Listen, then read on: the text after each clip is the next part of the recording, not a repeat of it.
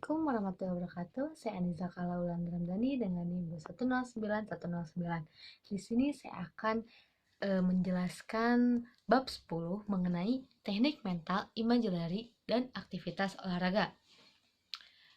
Imaginary mental ini merujuk kepada suatu proses mental yang terjadi ketika seseorang membahayakan sesuatu objek, peristiwa, atau pengalaman gerak tertentu. Aktivitas yang dimaksud adalah latihan yang dikombinasikan dengan latihan gerak yang sebenarnya. Lalu yang kedua yaitu ada kerangka konseptual. Situasi olahraga pada dasarnya yaitu mental imaginary dapat dilakukan hampir di setiap saat dan di setiap tempat. Mental imaginary ini dapat dilakukan dalam 3 situasi olahraga, seperti situasi latihan, pertandingan, atau rehabilitasi. Pada situasi latihan mental, imaginary dapat dilakukan sebelum atau sesudah latihan. Sebelum latihan, atlet dapat membayangkan teknik-teknik pukulan dan drill-drill yang akan dilakukannya. Ada jenis dan dimensi mental imaginary. Yang pertama, jenis mental imaginary. Seperti yang telah diuraikan sebelumnya, mental imaginary melibatkan semua indera atau modalisasi sensori. Perbedaan dua jenis imaginary yaitu internal imaginary dan external imaginary. Internal imaginary adalah jenis mental imaginary yang menggambarkan kembali gerakan-gerakan yang telah dilakukan atau suatu gerakan yang telah dikonstruksikan dalam pikiran. Sebaliknya dengan external imaginary, yaitu aktivitas utamanya adalah visual.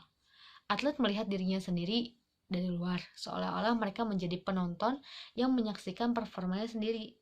Ada juga dimensi mental. Imaginary kedua jenis imaginary terdiri atas dimensi ketajaman atau kejelasan dan kemampuan pengendalian atau yang disebut juga dengan control ability. Selanjutnya yaitu ada variabel determinan. Variabel internal adalah variabel yang melekat pada diri atlet atau variabel yang bersumber dari individu yang melakukan mental imaginary. Lalu ada variabel eksternal. Sumber variabel eksternal adalah kondisi atau lingkungan dari luar individu, terdiri dari subvariabel karakteristik latihan dan hakikat tugas. Lalu yang ketiga, di sini terdapat program intervensi secara umum. Program latihan imaginary dibangun oleh 4 tahapan, yakni tahapan pemahaman, pengukuran, latihan imaginary dasar, dan latihan imaginary sebenarnya.